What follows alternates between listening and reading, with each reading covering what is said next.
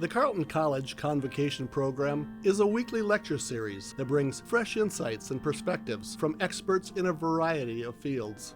The program has a rich history dating back several decades. The selected Convocation speakers assist the liberal arts mission of centering thoughtful conversations within education and beyond.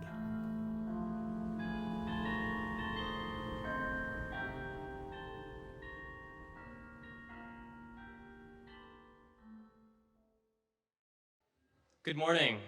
So happy to see so many wonderful faces on this beautiful Friday. My name is Kian Quinn Calabrese, and I am a class of 2028 English major with a biochemistry minor. I am one of the peer leaders for the Office of Accessibility Resources and for ANDS, the Association of Neurodivergent Students on campus. And that is why I am so thrilled to be here today to introduce our incredible speaker. John Mooney is a nationally recognized advocate for physical and neurodiversity and has been a writer and professional public speaker for over 15 years and has spoken in 49 states and 5 different countries.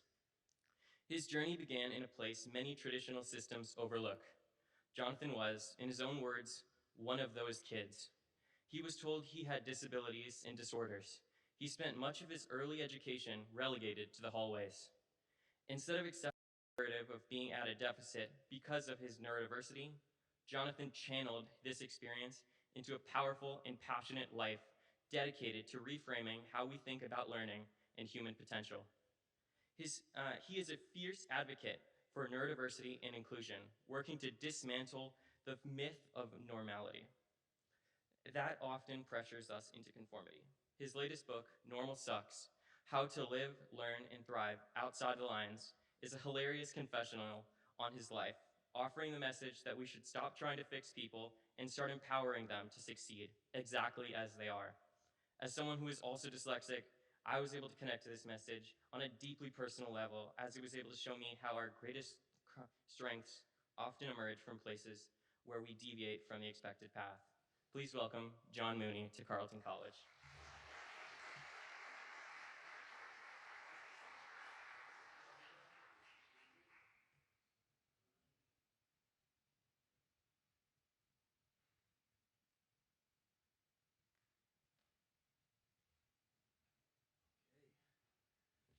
Well, hey everybody, how y'all doing?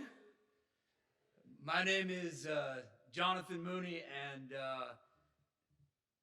it sucks to be the guy who has to speak after that. What a beautiful introduction. What a profound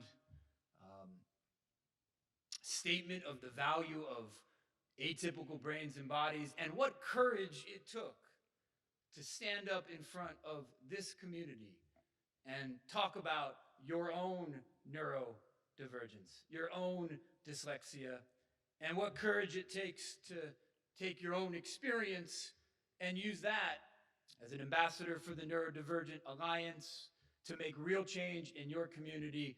Let's give Kian a big round of applause. Can we do that?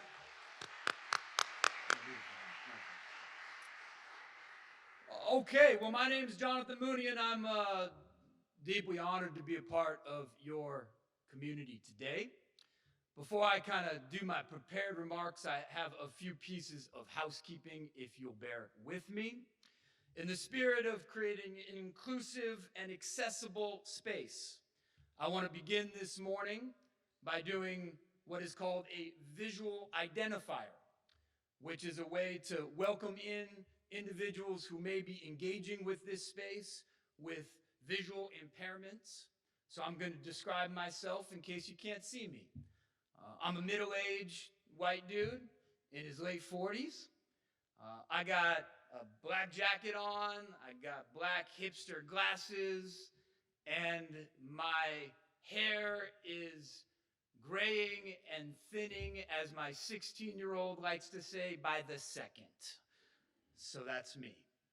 I also, in the spirit of inclusion, want to recognize that sitting in a room like this, listening to a 47-year-old dude talk may not be the easiest thing to do. I know it wouldn't be for me. So if you're like me and sitting still is not your thing, I want to encourage you, empower you, welcome you to do what you need to do during my talk to have a good experience. If that means you need to go to the back of the room and pace back and forth, that's cool. If that means you need to leave the room, I won't be offended. I myself may wander off in the middle of my presentation, and you all will be inclusive and accommodating of that, I'm sure. But in all seriousness, y'all, there's as many ways to learn and engage as there are humans in this room. So my challenge to you is to do you, as the saying goes. Okay, last piece of housekeeping. Big old thanks you to Carleton College. Specifically, I want to recognize the sponsors of this event and the Office of Accessibility and Inclusion. I'm obviously grateful to be here, but more importantly, I want to recognize their commitment to seeing neurodivergence and disability not as a medical issue, a legal compliance issue, but as an essential issue of diversity. And that matters. It matters because when we call folks with different brains and bodies sick or broken, it leads us down the path of exclusion. But when we think of it as a part of the natural fabric of the human experience, it leads us down a path of inclusion and embracing the diversity of minds and bodies that make us stronger as a community. So I want to recognize that, and I want to ask you to give all those folks a big round of applause who made that conceptual leap.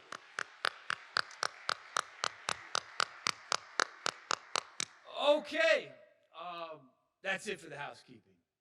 Let me get right to my prepared remarks.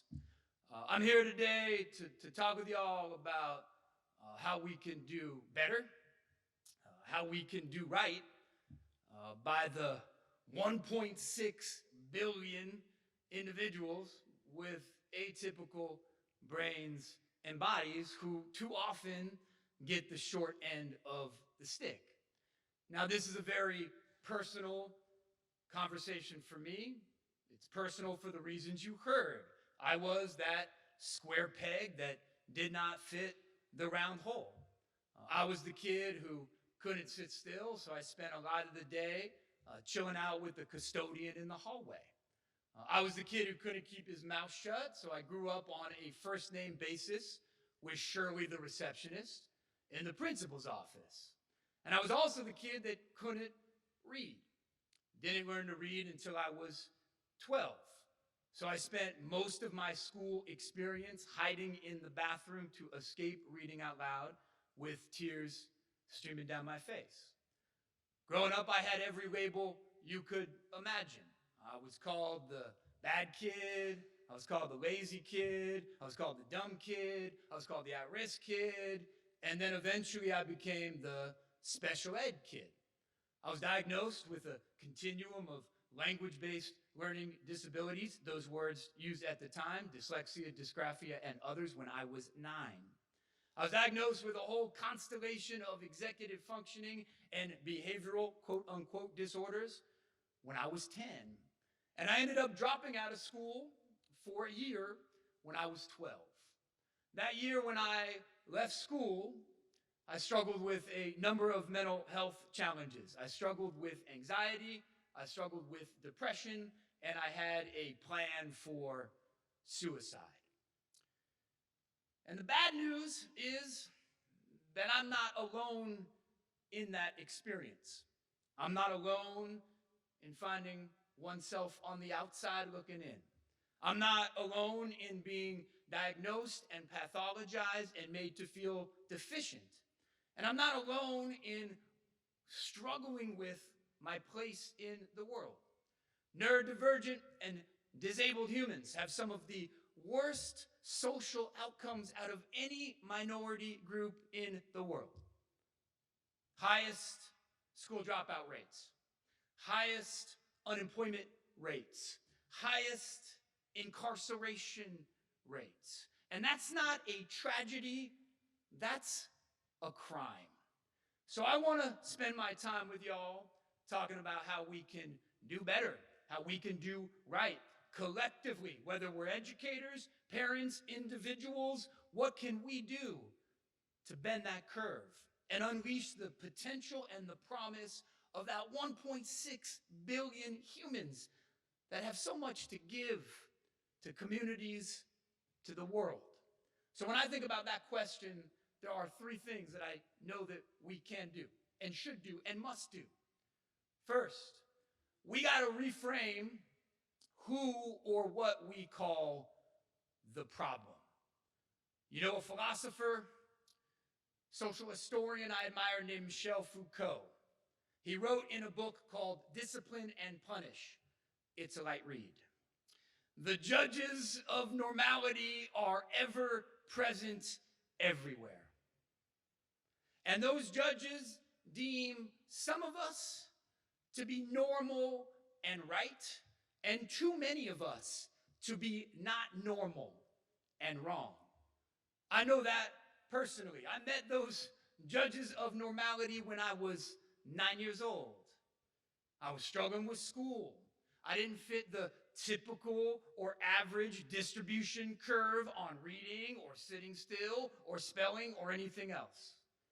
And so I went off to 2 days of testing, all of which had embedded in its core notions of medium and average and normality. And surprise, surprise, at the end of those tests, I was called into the school psychologist's office with my mom. And me and my mom walked into that room, and the moment we walked into that room, we knew that we were getting terrible, tragic news. You know, the lights were turned down low. There was soft jazz music playing in the background. There was a box of tissues on the table because everybody in that room thought we were there to mourn the death of my normality. And they proceeded to read from these tests and assessments developed with the idea of normal, all about what was wrong with me. My deficits, my disorders, my disabilities. And I was 9 years old. And I walked out of that room and I turned to my mom and I said, "Hey, Mom, what's wrong with me? I'm not normal," I said to her. And my mom looked right at me, never forget this day. And she said, "Jonathan, normal sucks." And my mom was right. She was right about me. She was right about all the kids that get pulled into offices and conversations like that. And she was right about all of us. It sucks for all of us. The word normal has its historical origins in a Latin word that meant to make regular. It became first implemented in society in the abstract discipline of geometry and then statistics. In geometry, it was a right angle. In statistics, it's what we all know as median, mean, mode, and average, which by definition doesn't exist in the world. The average number of children is 2.5 in America. Y'all met 0.5 kids? That notion came on the scene hot and heavy in the late 1800s. The word normal did not enter the English language until the 1860s. It emerged within a cultural context of industrialization and standardization where there was an economic imperative to make us more alike than to celebrate what makes us different. And that word, from that time on, got put into everything. It got applied to working. It got applied to buildings. It got applied to clothing, as anyone wearing medium right now, as in medium, mean, or mode, knows very well. And it got applied to brains and bodies. In this moment of time, there was a great sort, driven in large part by racist and colonialist ideas of the good human, but also driven by ableist ideas and eugenic principles, in which some humans were good and right and others were deficient and wrong.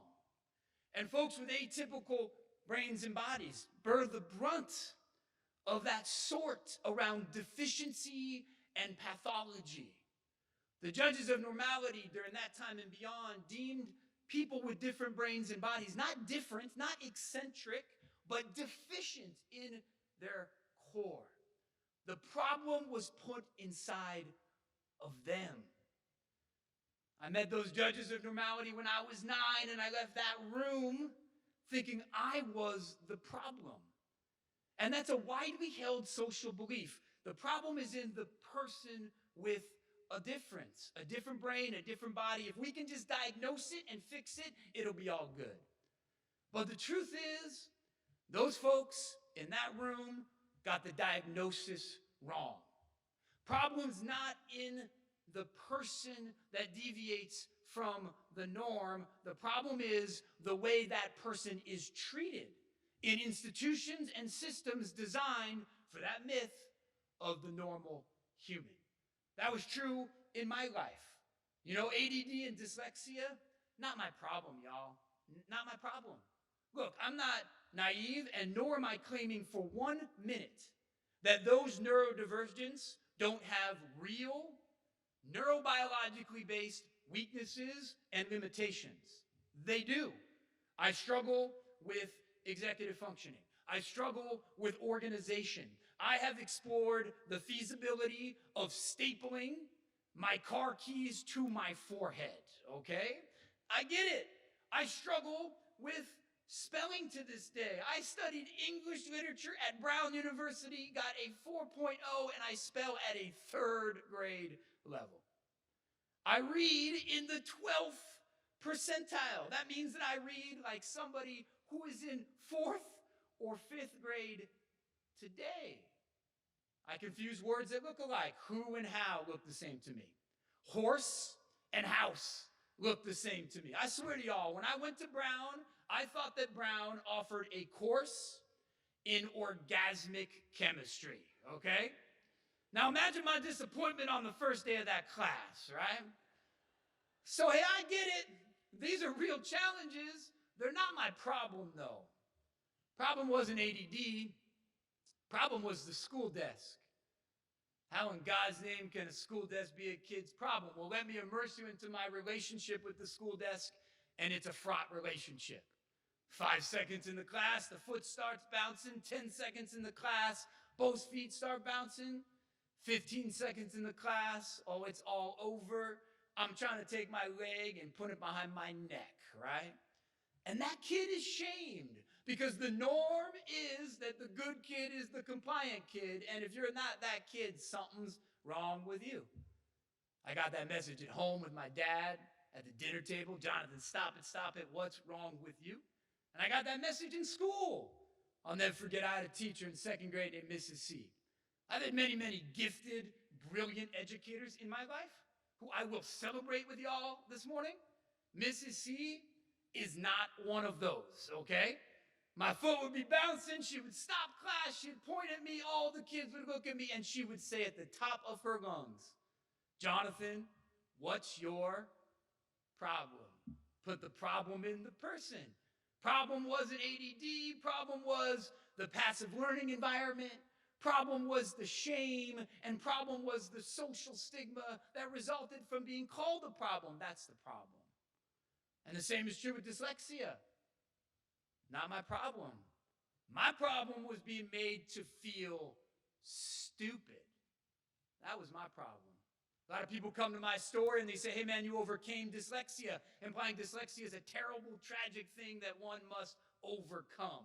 Did not overcome dyslexia. If I overcame anything, it was dysteachia, okay? That's what I overcame. I overcame being put in the stupid reading group. Y'all remember the stupid reading group?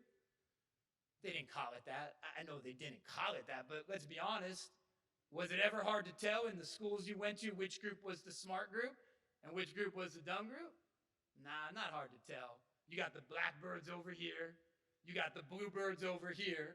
And then over in the annex trailer building, you got the sparrows, right? Come on now, we ain't fooling anybody. Let me put it this way. When I was growing up, everybody knew that my group was the dumb group because my group was a bird that did not fly, okay? It was an ostrich and it ran quickly, you know? And I spent all day long chilling out with C Spot Run. And everybody knew that the condors were the smart group because the condors were reading War and Peace, okay? It ain't hard to tell. We've all been immersed and acculturated into a narrow definition of what constitutes intelligence. A norm that confuses or conflates being smart with being good at school. The smart kid does tests well, reads well, writes well, sits still well. And if you're not that kid, well, something's wrong with you. But y'all know that's wrong, don't you? Don't know about you, but some of the smartest people I've ever met in my life, guess what? They didn't read well, write well, or do school well, but they could rebuild the car engine from scratch. And that person is just as intelligent and just as valuable as that person with a 4.0 from Brown University. But that's not our norms in our systems. Problem not in the person. Problem in the interaction between different brains and bodies and an institutionalized ableism that privileges one notion of being human over the others. And that shift matters. It matters for me because when I had that plan for suicide, I thought I was deficient as a human being. I spent 25 years, my entire professional life, talking around this country and beyond, all 50 states, multiple times, mostly to children. And every time I talk to a young person with a brain or body difference, they use some variation of I am stupid, crazy, lazy, I am broken. Nobody thrives feeling broken. So for us to do better and to do right, it requires us to reframe who or what we call the problem. Problem's not in the person, but the environment around the person. And it requires us to challenge that distinction between normal and not normal. And to be ambassadors, advocates to the idea that different isn't deficient. And that shift matters for me, but it matters for all of us. Because when we think differently about folks who live and learn differently, we can act differently towards and with them. And in my life, that acting differently was my mom. So I'm going to tell you all about my mom real quick, okay? Give you a mental image of my mom. I wouldn't be here if it wasn't for Colleen Mooney, right? My mom, underestimated and dismissed in her life and then in her journey as a parent for me, for a bunch of different reasons. On one hand, she was dismissed and underestimated because of her background. My mom, daughter of Irish immigrants. They moved from Ireland. Her parents, my great-grandparents, moved from Ireland to Butte, Montana, where they worked copper mines. Then they moved to San Francisco, where they cleaned rich folks' homes. That's where my mom grew up. And my mom struggled in school because you should know that neurodivergence is a highly inheritable trait. My mom couldn't sit still. My mom couldn't spell. My mom couldn't read. My mom was called stupid, crazy, lazy, and she never graduated from high school. Never went to college. My mom found herself a single mom, had my brother and my two sisters all before she was 18 years old. So folks looked down on her for that. They also dismissed my mom because she's quite a character. My mom's not a tall woman. On a good day in high heels, on her tippy toes, my mom is 4'11", right? Little Irish bulldog, you know? And my mom's got a really funny voice, a very high-pitched, squeaky voice. She totally sounds like Minnie Mouse. And my mom, she curses like a truck driver. So if you were a principal or a teacher or a social worker doing wrong by Colleen Mooney, you did not want her or cursing Minnie Mouse in your face, right? But that's where my mom was every day when things were going wrong for her son. How do we know she was in that office? Well, we knew she was in that office because every dog in the neighborhood was running away, right?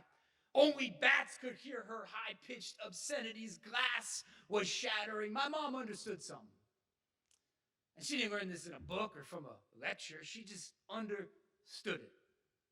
She knew that I didn't need somebody in my life to fix me. What I needed in my life was somebody to fight for and with me. Now, those are two different paradigms. Those are two different paths.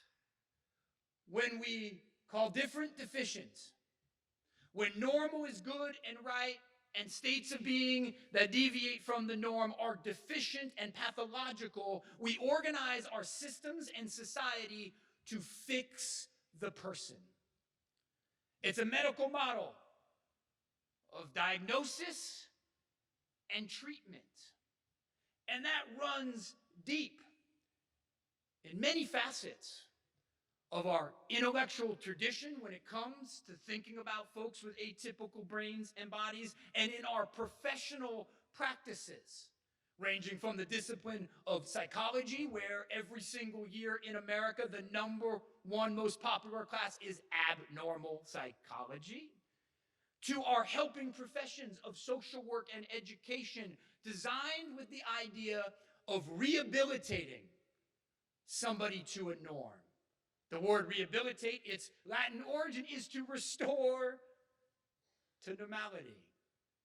And that may seem benign. That may even seem positive on the surface. It may seem like a path towards helping.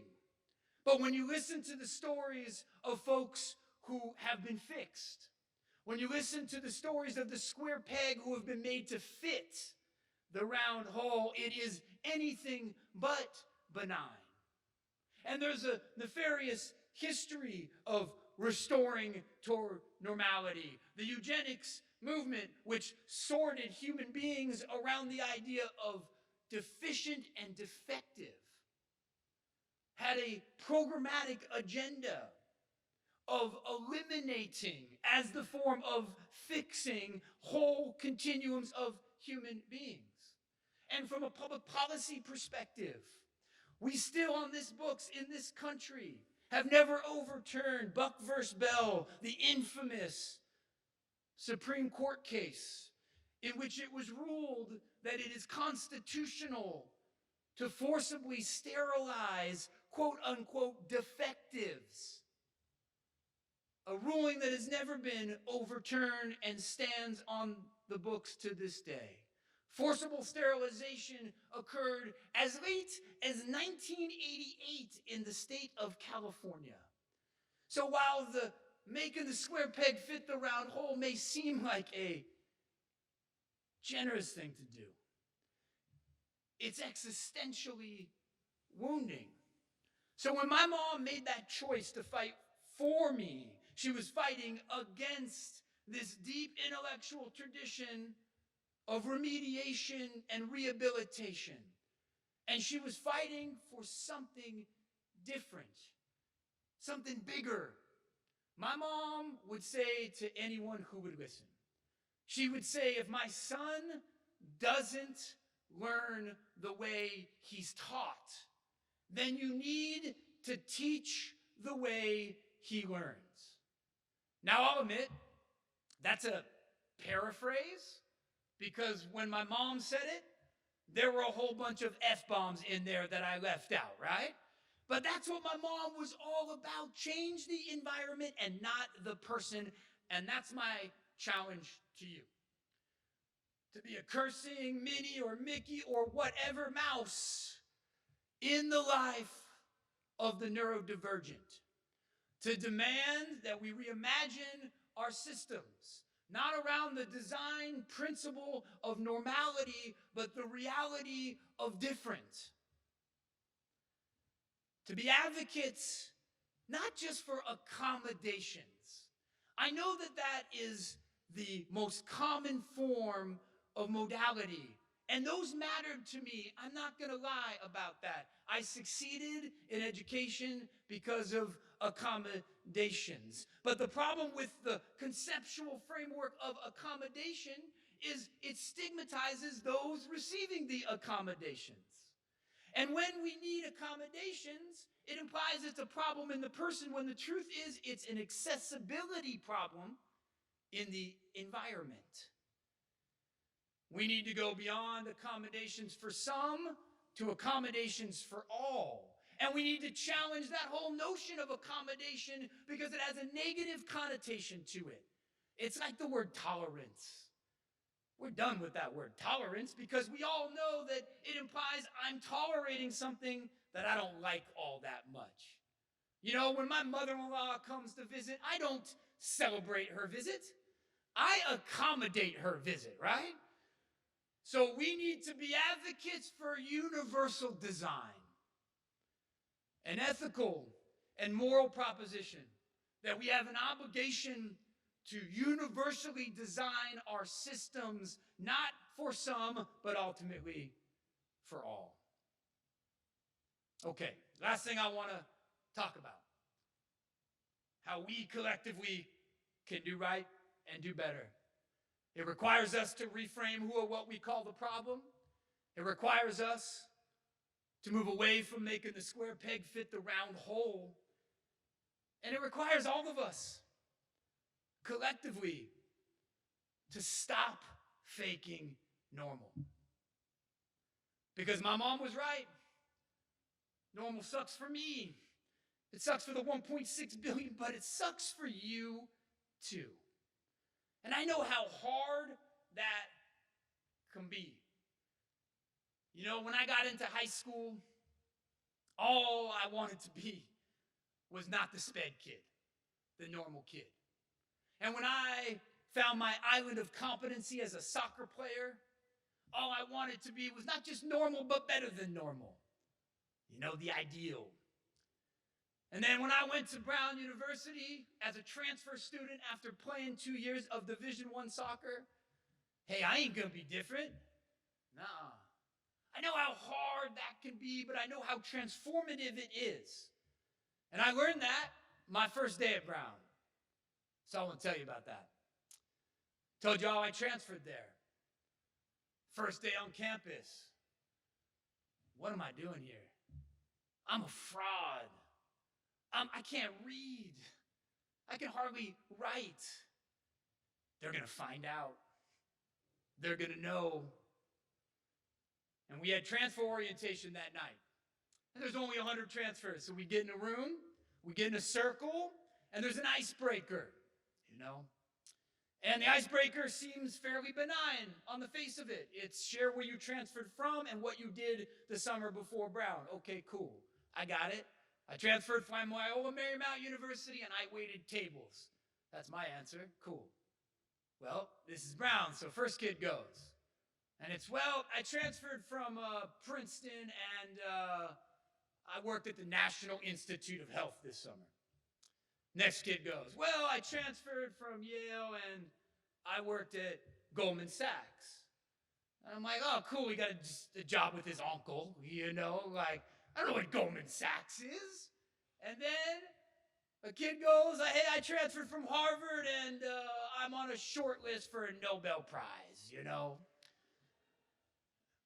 And here I am, you know, the sped kid. And I'm out of here. I pull out my little, you know, flip phone. I text my mom. I say, Mom, you're going to have to come get me. I don't belong here. And then the next guy goes. He has purple hair. He has bicycle chains around his wrists, like they're bracelets. And he goes, my name is David Cole. And I transferred from Landmark College, which is a 2-year college for students with learning disabilities and ADD. And I worked construction last summer. I'm like, that's my boy right there. I never heard anything like that in my life. And I went right up to him. And I said, I can't believe you said that in front of those people. I said, I'm dyslexic. I never told anybody outside of a few teachers that in my life. And Dave looks at me and he goes, dyslexic man, congratulations. The dyslexic brain kicks ass. Do you know what that meant to me? That meant everything to me.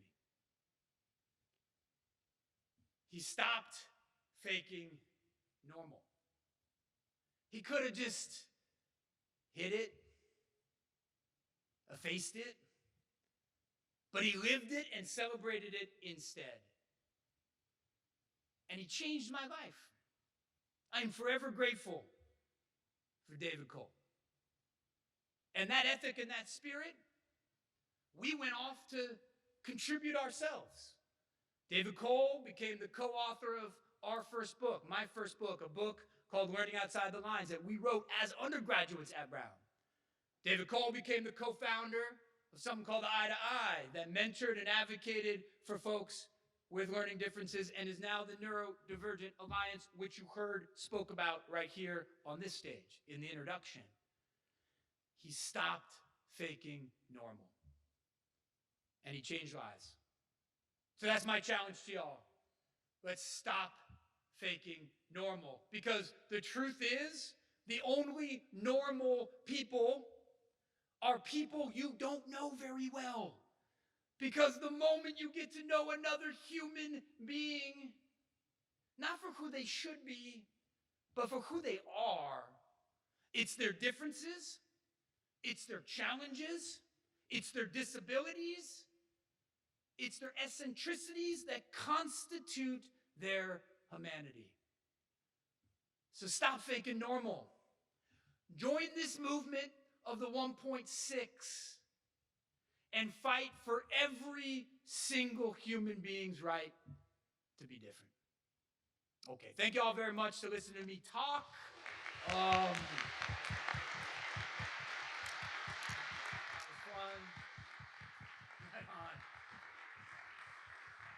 Okay, the far more interesting part of our time together is us talking together, not me talking at you. So we got a microphone. Are you going to run it? Do you want him to come up to you? Yeah, I will run the mic if that's all right. Perfect, man. All right, sounds good. And I just want to mention beforehand, first off, thank you for being here. And secondly, we have room at the table for lunch. So if you would like to join us for lunch afterwards, please see me after the conclusion. And I know I saw a hand back here someplace to kick us off. Here we go. I don't read well, but I love to read. So I became a reading major in college and did fine until they gave me 8th grade literature. I can't read in front of a class. It was a blessing. Because you've all heard that teacher read so beautifully that it just made you shrink in size. Well, I couldn't, so the class relaxed. And mid first semester, I was doing what all reading teachers do. They have the book with the answers on the sides. And I thought to myself, I'm bored as hell. Those poor students. So I developed a method that used movement, rhythm, and everything imaginable to teach vocabulary. For the word pandemonium, the kids in the front row, I told them, throw a shoe, both of your shoes in front of the class. Okay? Now I'm going to give you a few seconds and you're going to run and get your shoes back on. These are 8th graders, and they went with me. I said, when I tell you to freeze, freeze. They were scrambling. I said, freeze. And I looked at the class and said, this is pandemonium. What is pandemonium? And those kids learned the word in 30 seconds and never forgot it. It is the teacher's job to go to the students' needs and see each and every one of them as valuable. Yeah, amen. Just one quick observation from that. You know, we have a teacher preparation model that assumes that the best student becomes the best teacher. And you are a living, breathing example of how often folks who struggle with school can be the best teacher because they know what it's like to struggle.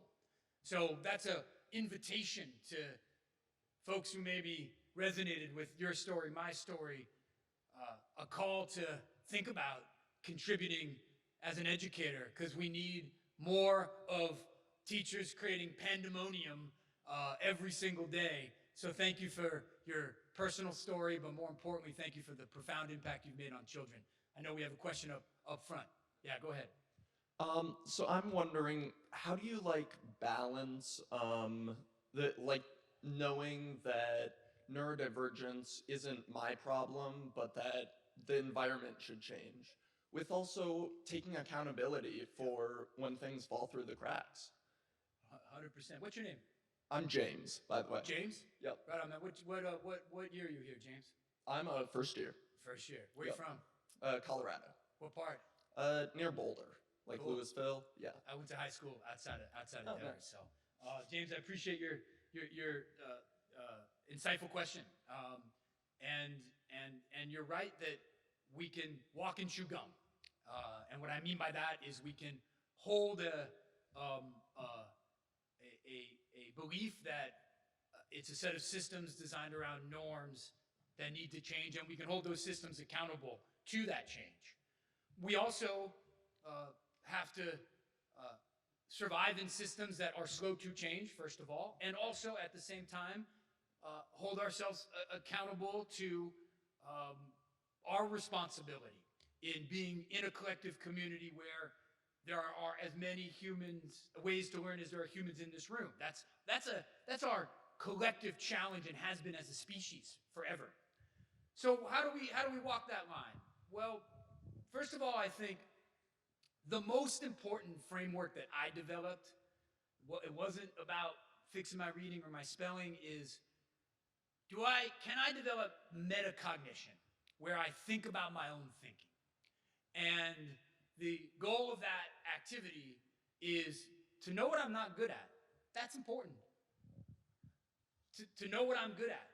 Of equal importance, if not more, because what we know about human thriving is humans that thrive usually spend most of their time and intention on scaling strength opposed to remediating weakness. And then I got to know what I need to mitigate those challenges. That's on me. That is my personal responsibility to be able to clearly articulate those three buckets. And what I need can be any combination of my own, within my own control. So, neurodivergence for me, particularly mood, anxiety, depression, and attention, which all swirl around the same sort of cognitive centers, that requires me to take very seriously sleep, nutrition, exercise, mitigating screen time, and it requires me to take very seriously the predisposition and family experience I have with addiction. That's on me. That's not the environment having to change that stuff. That's on me. So that's my model, which is what am I not so good at? What am I good at? What do I need? What do I need to mitigate weakness? And what do I need to accelerate strength? And that list of what I need includes my actions and also what I need from systems and people around me. Now, it would be a lie for me to say I was a freshman in college, and I got that dialed in. No. It'd be a lie to say that I got that dialed in by my 30th birthday. Absolutely not. That this is not an outcome, but a process. Because the other thing we know about neurodivergence is it's a constantly shifting in its expression and manifestation. throughout your life and based on what environment you're in. So this is not a one and done. This is an iterative process that I hold myself accountable with help from others. And that's my role, while at the same time, I demand that systems don't treat everyone the same and acknowledge the continuum of diversity that is paradoxically natural and normal. What else we got? Thanks, man. Appreciate it, James. Hi, I wanted to ask, how do you balance celebrating neurodiversity while also supporting folks who are struggling with significant mental health issues and having those both sort of live together? It's and both. I mean, I think it's we're so used to a culture of either or. We don't hold ambiguity well. We don't hold nuance well.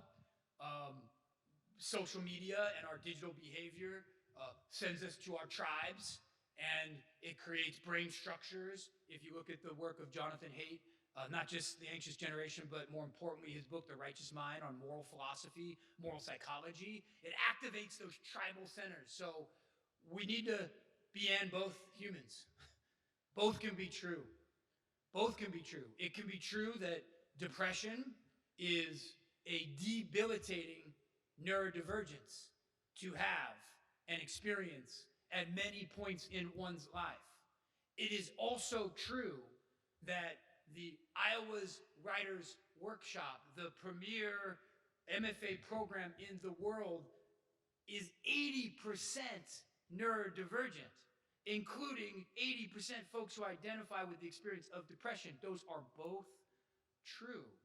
Now, I think the most interesting and challenging conversation is, well, how do we balance the and both with this conversation of not treatment? So do we not treat something like depression? Is that the argument that I'm making? That's not the argument I'm making. The argument I'm making is that you can do an and both at the same time. That you can't unleash the powers of depression in this example, the creative gift. It's called Touched by Fire, which is a wonderful memoir if you haven't read it, for a reason. That's what it's been talked about through a millennia in philosophy and literature and texts, because they go hand in hand. And so there is a role for medication. There is. There's a role for medication around ADHD, anxiety, and depression as a tool in service of unleashing and empowering the good things that go hand in hand with it. So I encourage us to engage with this as an and both. Real challenges, real assets. What's the systems change that needs to happen? What kind of individual behavior change facilitates thriving? And that's the complicated mixture that we move forward with. So I appreciate that question. Right on. What else we got? And I should mention to our friends on Zoom, you can participate as well. Yeah. Please put a message in the chat. It'll be forwarded to me. And I'm seeing, aha.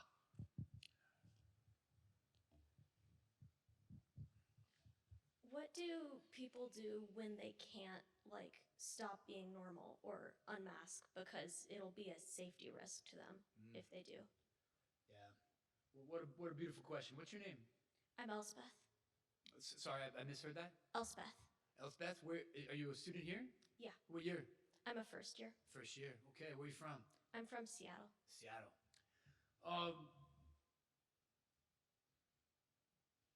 We're in dark days for folks with in the not normal camp. You know, we are. People who hold intersectional identities, multiple identities, and neurodivergence. I don't need to labor the dangerous rhetoric that's coming from the administration around diversity, equity, and inclusion writ large.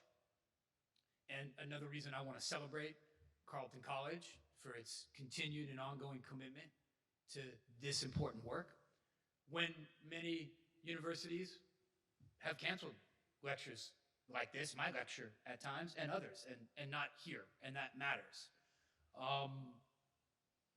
And then when it comes to the public discourse around autism, which is a neurodivergence from the Secretary of Health and Human Services, when it comes to talking about disclosing a list of autistics publicly in violation of HIPAA law, I get it. I get it. So the answer to that question is in the spirit of and both, in the spirit of James' question and the beautiful question we had a moment ago. There's systemic responsibility, and I want to name that because this can't be individual responsibility only. Systemic responsibility to continue to create a culture of belonging, inclusion, and connection, and safety for groups that have historically been unsafe. That's a systemic institutional obligation, full stop. Now, one may find themselves not in an institution or system that is staying committed to that. One may find themselves in social situations in which that is not an option. So my advice as an individual is to find the nodes of community where you can. Communities that take seriously the notion of privacy around these issues. I know the Neurodivergent Alliance here on campus takes that seriously. And it's a place to find community and connection and belonging and a safe place to unmask, not hide. I know there are online communities that do the same, especially around neurodivergence. There's an emerging set of HIPAA compliant, and this is really important. HIPAA is the privacy law that protects health data. Much neurodivergence is covered by HIPAA compliance law. Facebook, not HIPAA compliant. Instagram, not HIPAA compliant. X, not HIPAA compliant. Mooney, HIPAA compliant. Emerging neurodivergent network that's about creating connection, where data is not shared or sold, where individuals can engage with the community at the same time be anonymous if they don't want to share something larger. And I know the same is occurring in digital platforms around LGBTQ plus AI communities as well, and the list goes on. So find those spots where you can unmask, because there's healing and there's empowerment in that.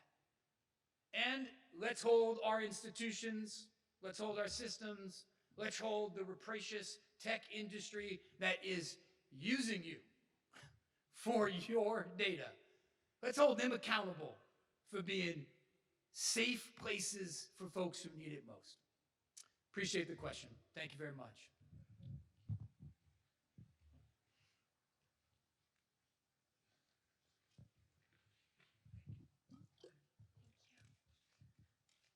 So my younger sister is very neurodivergent and she's an incredible human, but she struggles a lot with school, and I've watched her cry before school in the mornings because she just didn't want to go, or go to bed as early as possible to get out of doing homework. And it sounds like you also struggled with going to school. So what did you do to stay motivated and keep going and keep trying? Yeah. I imagine this is, will this be our last question, or do we have time for one more? It will be close. We have 6 minutes left. Okay. What a beautiful question, and what an advocate for your little sister you are, and I commend that. So I had this old school Irish grandma that I used to tell you about, and she said all sorts of crazy shit to me. Not gonna lie. And she was just such a wonderful soul. And she played a big role in keeping me going. And she said a couple things that I hope you can say to your daughter. One, she would say to me, difficult children make interesting adults. And that's true. You know, I hate to say this in front of such an academically distinguished group as yourself, but the world is not run by A students. The world is often run by B and C students. Because the skills that make one successful in school don't necessarily make one successful in life. And I think our institutions of higher education have a moral obligation and now a pragmatic obligation to close the gap on that. Because for institutions of higher education to succeed, we need to be successful in life, not just school. So my grandma would say that to me all the time. You know, difficult children make interesting adults. And she would say, school's not life. School's not life. And that sounds kind of pessimistic, or that may sound like lowering the bar. It was the exact opposite. It was a North Star of there's hope. It could be different. And that mattered to me. The other thing that I hope you say is something my mom said. My mom used to read me a book every day when I was having a really hard time. I wouldn't go to school. One year I missed half the school year. She would read me this book called Leo the Late Bloomer, which is a children's book. It's about a lion that can't do things, can't read, can't write, can't eat nicely, and blooms later in life. It's for like 5-year-olds. My mom read me that book every day until I was 18 years old, okay? Because the message was, you'll hit your stride. And the message was, this is a late blooming brain. And why my mom only had Leo the Late Bloomer to feel that, now we know from science that neurodivergent brains are late blooming brains. It's a truism in the discipline of biology that the most complex organisms take the longest to grow. These are complex brains. Tell your sister, school's not life. Difficult children make interesting adults, and she'll hit her stride as long as she doesn't give up and is an advocate for herself. Great question, thank you. Last one. We actually have a great one off of Zoom, if Great. I can read it to you. Okay.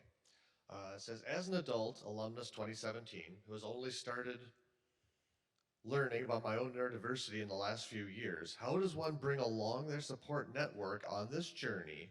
And how does one know when it's time to cut ties? And when it's no longer possible to bring somebody along?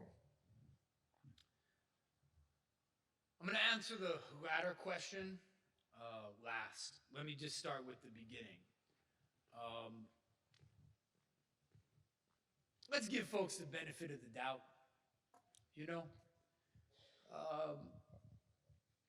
I tried to sell a book to my agent after my second book came out in like 2011. I said, hey, I'm going to write a book about neurodivergence in 2011. And she laughed at me. What is that? She didn't know. The word neurodivergence has not entered our language at any scale until 2020, 2021. And there are still pockets in which you say that term and you get a blank stare. So let's give folks the benefit of the doubt. We've been acculturated and we've been immersed in normal is good and right. And the notion of brain differences that aren't pathology, but are differences, is a radical paradigm shift for many. So let's give folks the benefit of the doubt. And the path forward to changing those minds are and is storytelling. It's the Dave Coles of the world. It's the beautiful introduction that you gave. It's people here in this room who identified out in public, I'm neurodivergent. That's how we start to change. Not facts and figures, but stories and people. So in your own life, the questioner and beyond, if you're looking to bring along groups on this journey, talk about what it's like to learn and live differently. In the I voice, without judgment, openly, honestly, and courageously, and that's the path to bring them along. Now, how do we not know when to cut people off?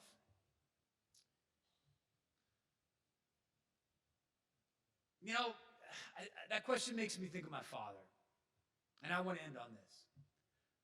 You know, my dad, I won't have a retard in my family. That's what he used to say. His words. My father struggled in school. You know, he had real big ears, and his mom taped his ears behind his head. My dad grew up in an Irish Catholic community outside of New York City. He went to Catholic schools. He couldn't sit still. He couldn't shut up.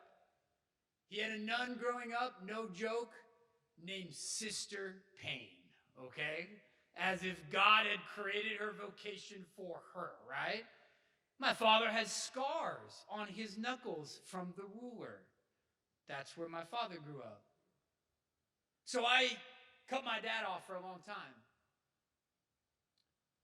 You know, he doesn't have a right to say to me, I won't have a retard in my family. He doesn't have a right to make me feel ashamed of who I am.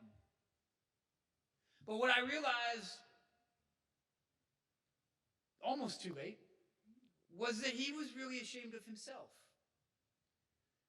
And that so many of us have these stories. Because normal sucks for me, it sucks for all of us. We have these stories of being the square peg made to fit the round hole. And it hurts.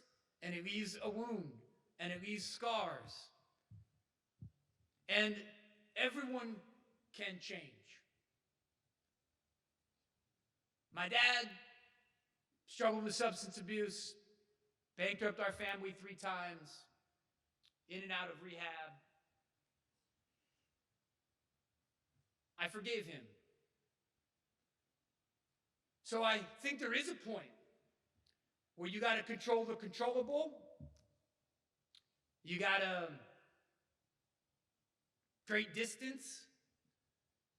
I don't think it's about cutting people loose, however. I think it's about forgiveness, which is freedom for yourself. Appreciate that question. Thank you all so much for listening to me talk. It's been an honor and a privilege. Thank you. Thank you, Jonathan, for being here with us. And thank you all for being with us as well.